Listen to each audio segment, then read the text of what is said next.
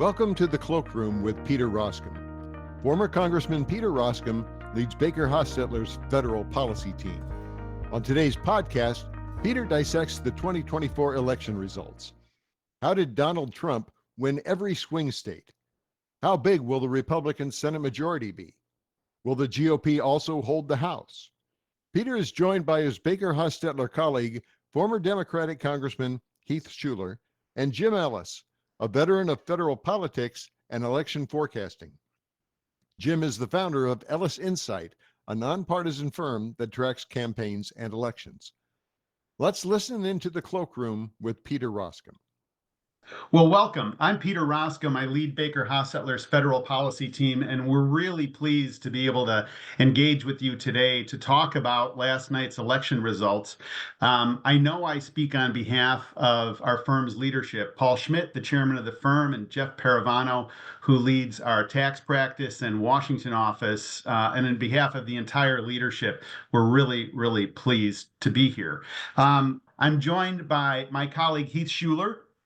Heath and I were classmates in Congress. We came in together in 2006. We represent both sides of the aisle, and we've been at Baker Hostetler together now in our federal policy practice. And we're joined by Jim Ellis, who's president of Ellis Insight, who we were teasing before. He's probably been up all night because his job is to know what's going on and to know what happened. And so, Jim, what happened? What's going on? How are people to understand these numbers? And one other point, lots of folks were saying flip of the coin on all of this going in, myself included, and yet it's a very definitive win right now for President Trump and for Senate Republicans. We'll see where the House ends up. That's still an open question. But Jim, what happened? Well, thank you, Peter. Heath, it's great to be with you. It was a very stunning night last night. It really could have gone any way. Everybody was thinking, well, this could be a coin flip or it could be a landslide either way. And I think once again, we saw the pattern that we had talked about before on the podcast about the Trump underpoll, and it was again evident. And I do have to stand up for the pollsters to some degree. And they were taking a lot of heat last night on TV. Oh, they missed it again. No, they didn't. They didn't really miss it. Missing it to me means you missed who won. There were plenty of polls that showed Donald Trump actually winning the national count and winning all of those states. But the margin they missed. So the margin of 1 or 2 points, he did better than that. And that has been a consistent pattern in all 3 times that Trump has run. And so I thought overall, I don't think you can say, oh, the pollsters missed this one again. But it was a great victory for Trump. And it looks like when we finally get the final numbers from Michigan and Arizona and Nevada, he may win all of the battleground states. And I was told that on the 26th of October at an event by Trump's Midwest director. And he says, I think we're going to win all the battlegrounds. And he said, I wouldn't be at this event if I didn't think that. And sure enough, he was right. Keith, you've been in a lot of Democratic caucus meetings and gatherings over the years. What's the level of self-reflection within the Democratic Party right now in the leadership? Is it reflective to say we need to move, further to the center? We need to capture some of these things. Will the progressives and the left within the party, will they say, hey, see, this is the problem. We didn't go far enough. And what's that dynamic from your experience? Well, Peter, I can always say that it's easy to be, the Monday morning quarterback, right? You can sit back and you can say, you of all hey, people, you of all people, you can that. really look at it and say, hey, here's what they should have done. But I think, self-reflection is going to be good. But the question is, I think it still remains, who's going to be the leader of the Democratic Party? And I think that's been missing for quite some time. I think Obama once he left, I think there was a big void there. And I think there's some things that needs to change within the party. I think, unlike the Republicans who get their chairmanships and their leadership, and they have them, they're term limited, right, based upon the number of years they serve. The House doesn't necessarily do that. So you end up getting a much older chairmanship and leadership group. So, they're going to have to find and identify themselves as, in which path would they follow? Do they go back to kind of that '06 class that you and I came into, Peter, and kind of have the party of a very big tent that I think that Rahm Emanuel had that, understanding of how to run the Democratic Party. I think the first thing they should do is to go knock on Rahm Emanuel's door again and say, Rahm, it's time for you to come back in the fold. It was great being ambassador. Now you come home from Japan, and you need to figure out the solutions to make this work again. Because guess what? Since you've left, we've not figured it out. Yeah, let me ask you this. Does, every once in a while, when there's big swings in elections, both sides tend to say, "Oh, this is a realignment. You're looking at a whole new political landscape that has a generational impact." And obviously, most times it's like, no, that's not actually true. You know what I mean?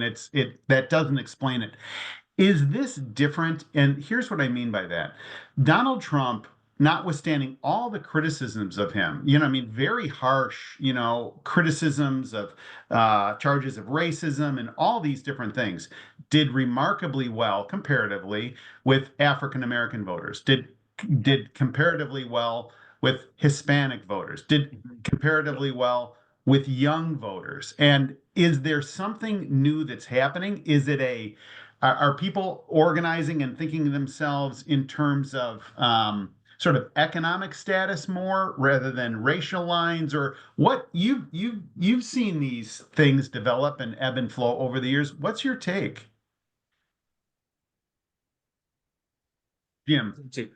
Oh, I think so. He seems to be able to connect with people, and people that you wouldn't expect to be for him. And it looks like among African American men, young African American men, some of the exit polls, and sometimes those aren't too accurate, but showed him around 20% in that group. And overall, he's in double digits with African Americans, and that hasn't happened for anybody else. The only other person that do this well among Hispanics was George W. Bush when he got 43% in 2004. Trump is around 40 or maybe a little bit higher. I mean, that's astonishing, really, for him, running against a candidate, an opponent of color. And she failed to connect with this group. And I think, Peter, you're absolutely right. I think it was the economic message that he has and the chance to move forward. And people do remember when he was president. Hey, I had it better when he was president, and some of the things he did. And I think the Democrats just went too far, particularly with certainly with the border. And I thought the Republicans really did a pretty good job in exploiting that border and the legislation or the votes they took to house these illegals in these hotels and give them money that could have been going to veterans, for example. I thought they did that pretty well. And I think that hit home big time from what I've seen out there. Going back to Heath's admonition about Monday morning quarterbacking, it is so tempting to do. And so I'm going to do a little bit of it right now. But it does seem that if President Biden had recognized earlier that he was not up to the task of running and had allowed a competitive primary, it would have been really, really healthy for the Democratic Party, but that didn't happen. And then the other thing that didn't happen, and again, this is just speculation, what would it have been like if Josh Shapiro, the governor of Pennsylvania, had been on the ticket? His whole approach is different than Tim Walz, you know what I mean? Kind of a savvy, and I mean that in positively, like a centrist kind of speaking to that, very popular in Pennsylvania. Would that have made a difference in some of these battleground states? I mean, it seems so easy now, and I know none of these questions are easy, but it's like, well, I don't know. I think that could have been a clearer path one way or the other. I know that those are two mutually exclusive events, but both of them could have been dispositive. I think particularly in Pennsylvania that you have to say that would be the case. And that I don't think that's Monday morning quarterback, Peter, because most people were saying at the time, why didn't she take Shapiro when she chose Tim Walz? So yeah, we'll never know for sure, but it very well may have made a difference in Pennsylvania. And that would have changed the whole outcome. So, Heath, you and I have been in Congress, and we know what a divided Congress is like. And I've experienced a unified Congress. What do you think is next if there's a if the GOP sweeps and picks up the House? By all accounts, it looks like it's going to be a razor thin margin, pretty significant margin in the Senate, razor thin in the House, and obviously Donald Trump in the White House. What do you anticipate looking forward that dynamic is like? And then let's go to what it would be like if Hakeem Jeffries is Speaker of the House and dealing with the Trump presidency. Well, regardless of which political affiliation that you are, I always felt better when there was not unified, where one party didn't control all three, the presidential, the Senate, and the House. But when it's unified, it becomes a problem. I watched the Democrats go through it, and it was overreach votes after overreach votes after overreach votes, and then you get a swing back like happened in 2010 and 2012. It's that overreach. They feel like they got to do everything in 2 years, and the next thing you know, you're going to lose the House, you'll lose the Senate. And I love checks and balances. It's kind of like, I feel like when you have at least one of the three having opposition, that you have the guardrails up and you can't just pass at will. My problem and so that's my concern, and, kind of going, in the future of this, unless it's very narrow margins. And then the question in the House is going to be is who's going to switch sides? Is it going to be those what few moderate Democrats are left are going to vote in place of the far right 7 to 9 Republicans that are out there? Who are those individuals? Are they going to be? And maybe it's vice versa. If Hakeem Jeffries, I mean, they're going to be so slim margins that I hope that the 4-letter word compromise in Washington actually comes back into play, and I think that will serve our country really well. Look, oh, go ahead, Jim. Speaking of the House, so I've done some cursory looks at the races that are outstanding, and you've got a lot in California and Arizona because of the way they count the ballots and all their mail. And it's going to be quite a while before we get to what's happening there. But there are approximately 25 uncalled races that are close enough where they could alter the outcome. And both parties have about half. I think the Democrats currently have 13 of those 25, and Republicans have 12. And if you look at what's already happened and already called, the Republicans are now up 6. So that means the Democrats would really have to win 20 of those 25 just to get a 1-seat majority. So I think clearly the numbers favor the Republicans hanging on. And in the California seats, there are 9 in California that are up in the air. But 3 of those are Democratic seats right now, and 6 are Republican. But the Republicans in all 6 of theirs, they are ahead right now, all 6 of them. So I think the pendulum is swinging their way to hold the House, but as he said, it's going to be very slim. So it will. Let's assume, for the sake of argument, the first line of discussion, Republican sweep. That means they've got a decision to make. First of all, they're going to have leadership elections, sounds like next week, which is a pretty common leadership practice. Like, hey, get out, get it done. We don't want to have too many adventures, not a lot of loose ends. Get these done. How can they do that if they've got as many as 13 or 15 members that aren't even elected yet? We were talking about that this morning, and the way they do that is they can vote provisionally. Provisional, It's just it's not a final vote. The only vote that they got to deal with in January is the speaker vote, so they can do it provisionally, et cetera. So that's probably okay. the way they do it. Then they've got a decision about what to do in the lame duck, because remember the continuing resolution Yeah. comes up in on December 20th. So the question is, does Mike Johnson, the Speaker of the House, strike a deal with the Democrats to some sort of, push things out, or does he does meaning Trump gets a clean slate, or does do they wait until the Trump team is in place? And I don't think that decision's been made. In fact, I know I've been in touch with House leadership this morning, and they've communicated to me that this is really a question that they're waiting for guidance from President Trump. And once they do that, now I will say that there's some risk for Mike Johnson to strike a deal, Right. because Yeah. he will have some conservatives in the House Then he's that are done. not Yeah, happy he's with no him. longer speaker. Well, but what he's going to have to do is basically say, "Hey, I've got a laminated hall pass here from Donald Trump. He's asked me to do this on his behalf." He would, if I'm the speaker, I would insist that the president be very vocal, Yes. supportive, and so forth, because otherwise, there's no incentive for him to do that. And Peter, that's by far the best plan. You would rather, I mean, if you're in the House, you'd much rather in the presidency, you'd much rather start with a clean slate instead of a very challenging January to get so much of this done. Extend that as far as it possibly can to be able to reach an agreement with the Democrats and put all that issue back onto Biden. Exactly. And January is going to be challenging enough, even assuming a clean slate. And let's get to that. So Right. this, at Baker, we've got one of the biggest tax practices in big law. And so we've got a lot of tax partners whose clients are really, really tracking the whole tax dynamic. And so there's a lot happening.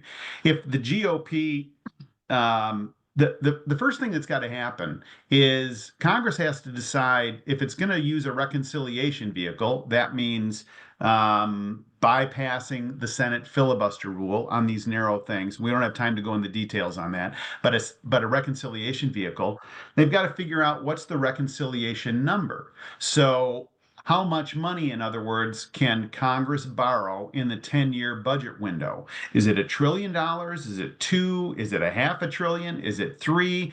Because that becomes the four corners of any sort of negotiation. If you don't have that number, the whole process is just mush. You don't have to say no to anybody. But once you have that number, once that gets locked into the reconciliation vehicle, then that binds both the House and the Senate. And remember, this is a Senate play. It binds both the House and the Senate to come up with a plan. And here's where it gets interesting for our clients, and here's where it gets interesting for anybody in America that pays taxes.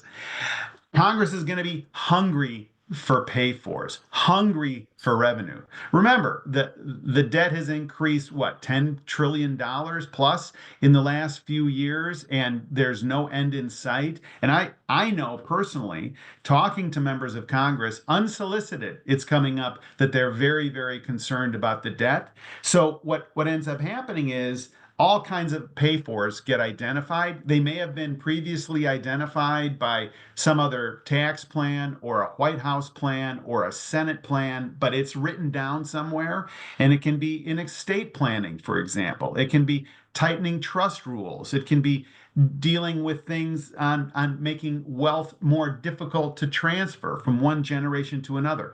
It could be the corporate tax rate. You remember, Heath, when we had Jason Smith, chairman of the Ways and Means Committee, at the Baker-Hostetler Legislative Seminar, and we were talking to him in front of the group, and he said, "Hey, when I was whipping the Smith-Wyden bill, I had House Republicans asking me why I wasn't raising the corporate tax rate." Or, provisions within the Inflation Reduction Act that are very, very deeply entrenched in red districts, even though these are things that passed on a Democrat reconciliation process. Republicans didn't support the Inflation Reduction Act, but now a number of their own constituencies are benefiting from them. And so all of this pressure is coming and really, really grinding. And the direction of these legislative races is completely dispositive on where this is going. So, Jim, how much of the campaign, Donald Trump was talking during the campaign in his some of his events. Hey, let's not tax tips anymore. Let's not tax overtime. Hey, you're a nice person riding a bicycle. Let's not tax your bicycle. I'm teasing, but you take my point. It was pretty expansive, like pretty It was. very, very expansive. Did auto loans get in there? I mean, there was a lot. It was of auto stuff. loans, yeah. Okay, so you're a former NFL quarterback. You don't pay any more taxes, Heath, etc. So, where? Let me ask you a campaign question, Jim. How much of that will actually drive policy? How much will Trump feel bound to that?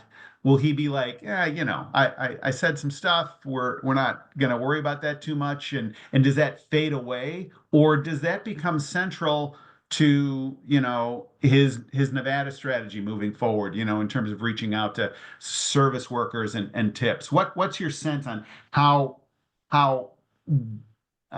much Republicans in Congress are going to feel like they've got to deliver on that?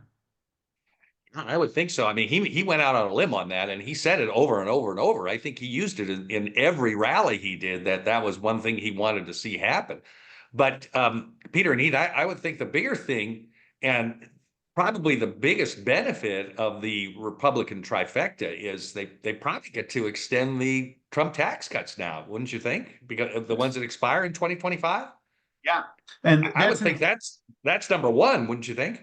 Yeah, that's where they'll start, for sure. And there's a lot of subtleties, though, on the international side. For example, we at the firm are in touch with a lot of folks who are saying, "Hey, these international tax rules, they're not particularly easy to understand. They're fairly esoteric and they're highly technical, but they have a huge impact on our business, and they've had a huge impact on American businesses being able to buy foreign companies and repatriate that. But that's a story that can kind of get lost if it's not really well articulated." Right. And any host of other things. The state and local tax deduction, for example, the President Trump has said, "Hey, we got to get rid of that thing." Well, it's a huge number to deal with. And you've got most House Republicans that are from comparatively low tax states. They're not from California. They're not from New York. They're an overwhelming majority is from states that aren't impacted by the state and local tax deduction. And therefore they say, well, hey, I really don't care about this. But if you're in suburban New York, a Republican, if you're in Orange County as a Republican, you've got a real problem, because now you're being asked to vote affirmatively on something that puts this thing into place. And I just think it's going to be really, really interesting to see where this shakes out. Heath, let me ask you, you're living in Tennessee now, most of the time. What is it? What was it like on the ground in Tennessee as you were out and about? And how do you think a Trump presidency is going to be impactful on folks around you? It was kind of unusual being in a swing state like North Carolina for so many years, and to watch every television commercial 2 months out before the election. That's all you received, was that. You had very little. I mean, you would see a lot more signage. You didn't see, and when I went into to West North Carolina after the floods, there were signs in all the rural areas. You just continue. It was a continuation that, there are signs, but in Tennessee, there wasn't a whole lot. I mean, you just didn't have that, because I don't think, felt like that certainly wasn't a state that was going to be a swing state that you could change it. So, they don't run the commercials, and they're not as, let's just say, there's not as active. I mean, they still voted extremely, the outpour of votes were just one of the largest ever. But it wasn't the same as I have seen in certainly in North Carolina being a swing state. It's interesting to look at what this new Congress will look like, and I think that there's a couple things to point out. Number one, we're used to seeing a centrist a couple of centrists be the focus of power, the balance of power, and that's been Joe No. Manchin and Kyrsten Sinema, who are no longer in Congress. Most eyes, I think, up until last night, were turning to Susan Collins from Maine and Lisa Murkowski from Alaska, saying, "Okay, those are Republicans that are likely to be able to make a deal or hold up something that's particularly aggressive on the GOP side." But if the Senate majority numbers land at, like, let's say 53 plus, all of a sudden Susan Collins and Lisa Murkowski don't play that role. Jim, right. is that where we're going? Where do you think we land? Is it 53 or 54? It could be 52, Peter, as well, Oh, because they got the three for sure. They've got West Virginia, Montana, and Ohio. And, you have David McCormick is, I think, in the best shape of the remaining outstanding ones, but it's just razor thin. And, those races have a tendency to go to the Democrats when they're in that situation. And the other two now, the Democratic incumbent, well, at least the incumbent in Wisconsin, Tammy Baldwin, now has a small lead. So that's changed. And in Michigan, we have Alyssa Slotkin, the Democratic Congresswoman. She's now taken about a 2,000 vote lead, and she was behind all night. So if they both win, then the best Republicans can do is 53. And even that's not a guarantee. So they got 52 locked. There's one other little angle that's going to happen here very, very soon. And that is, excuse me, before January 20th, J.D. Vance is going to resign to become vice president. right, And then Governor Mike DeWine will appoint a new senator. right. And I was thinking about that this morning. So Bernie Moreno, who just got elected last night, all of a sudden he's going to be the senior senator from Ohio. That's What a right. country. What a country. Yeah, that's right. But is that true, So- though? Because they'll be sworn in at the exact same time, though. Well, yeah, you're right, Heath. Maybe not. Depends on- maybe I guess it maybe the depends on- appointed senator would be the senior. Yeah, that's a good point. There's Well, it depends on when DeWine makes the appointment too. Yeah, that's True, right. yeah. It's up to him. There's another dynamic too, because if the House majority is as close as we think it is on the Republican side, there are very ambitious House Republicans who would love nothing more than to go into the administration, but they're going to be landlocked. They are not going to be able to go. Why? Because getting a new House member has to go through a special election according to the U.S. Constitution. There is no appointment to the House of Representatives, which means you could be the most talented person in the world, but they're going to say, we can't wait 60, 90 days for this seat to be filled. You've got to stay. And the irony is that if the House GOP falls short and the Democrats take control, then it's like it'll be like a jailbreak, people trying to get out and going into the administration. And to your point earlier, Jim, that doesn't become an issue for Senate Republicans so long as they have a Republican governor who will make the appointment. So that frees up, there's talk about Tom Cotton, for example, being the Secretary of Defense, or Marco Rubio, Secretary of State, or any number of these other people who could be looked at for these roles. But that only happens if you've got a Republican. There's one other point that I think is and Peter, the additional term or the additional caveat there, it's got to be a Republican governor in a state where the governor makes an appointment. Some states have a law that they immediately go to a special election for the Senate. Yeah, too, so and that's out. Forget about that. Nobody's going to be playing. Nobody's going to want to do that. Yeah. There's one other thing. We just have another minute left. There's another thing that is important to know and to observe closely, and that is the Congressional Review Act. The Congressional Review Act, as we know, is a look-back procedure where it allows a new administration and a new Congress to look back at promulgated rules that happened at the end of the previous administration. And it's a privileged motion in the Senate, meaning it only requires 51 votes. Last time, Donald Trump signed 16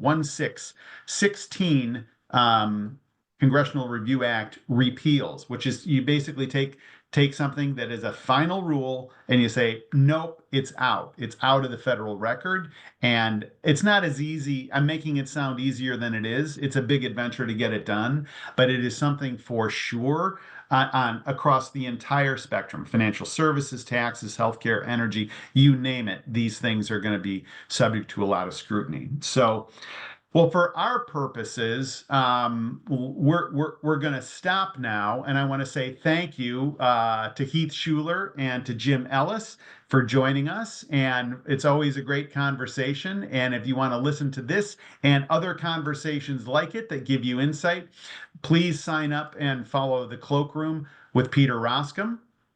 Thank you, Peter, Heath, and Jim. If you have any questions for Peter, his full contact information is in the show notes. As always, thanks for listening to Baker Hosts and the Cloakroom with Peter Roskam. Comments heard on Baker Hosts are for informational purposes and should not be construed as legal advice regarding any specific facts or circumstances. Listeners should not act upon the information provided on Baker Hosts without first consulting with a lawyer directly. The opinions expressed on Baker Hosts are those of participants appearing on the program and do not necessarily reflect those of the firm. For more information about our practices and experience, please visit bakerlaw.com.